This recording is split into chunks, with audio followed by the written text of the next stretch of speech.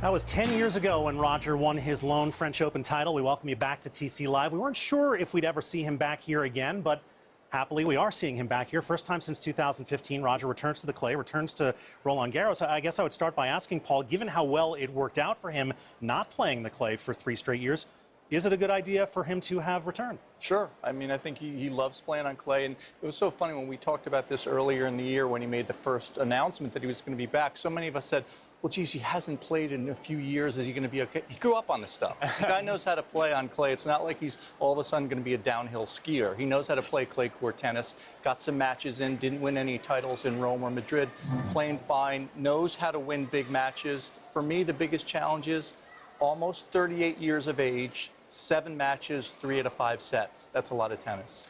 You said it. I mean, he has made more French Open finals than Novak Djokovic. I mean, you could very easily make the case Roger Federer, second best clay quarter of the last 20 years.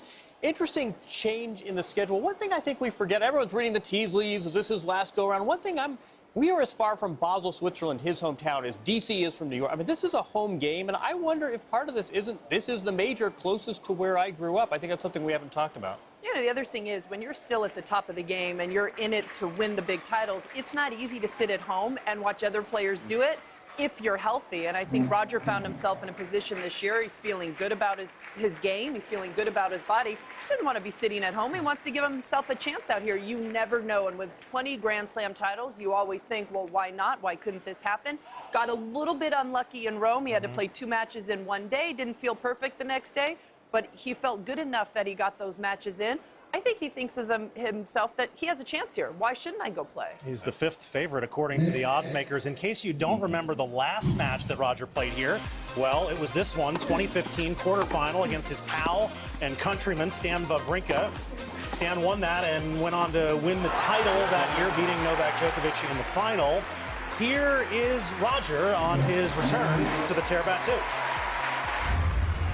Roger, do you think you can win this tournament? Don't know. A bit of a question mark for me.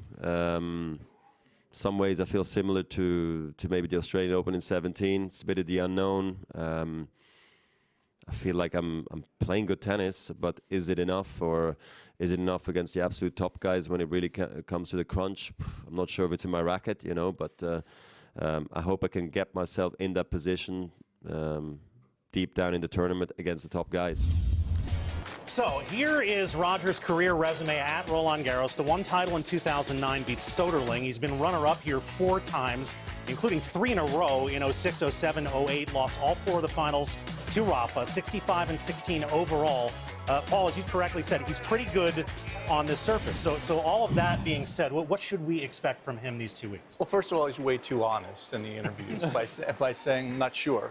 And when you've been to the finals here 5 times and won once, he can definitely win this tournament. Will he? I don't know. I think Nadal's prohibitive favorite and Novak just behind him. And then I think there's a big gap. And team's probably right after that. But Roger's in the next of the rest. So if he's healthy and he's around and hasn't had a ton of long matches and he's in the quarterfinals, look out.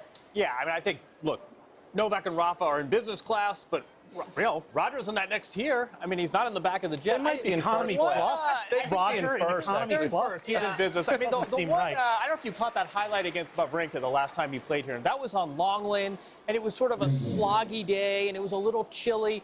The one risk, I think, for Roger is if the back seizes up, or he's playing a match in 50-degree day. It doesn't bode well for Wimbledon necessarily. I think that's the big risk. But I think otherwise, yeah, why not? What do the odds makers had him at 1 in 25? You know what? Why not? Yeah, I think every player except maybe Rafa here or some other examples need just a little bit of luck to go their way to win. Sometimes it's the weather, sometimes it's the draw, sometimes it's the scheduling. Maybe Roger needs that a little bit now at 37 years of age to win here in Paris. But if you saw him move at the lead-up events and you've seen any glimpses of his practice, I mean, he's still a magician out there with his movement. He anticipates well, he slides well. He's definitely a contender here. One thing to bear in mind, possible second-round meeting for Roger with Jo-Wilfried Tsonga. Tsonga's won the last 2 meetings against Federer, and the only time they ever played here at Roland Garros, it was a straight sets win for Joe. Just something to keep in the back of your mind.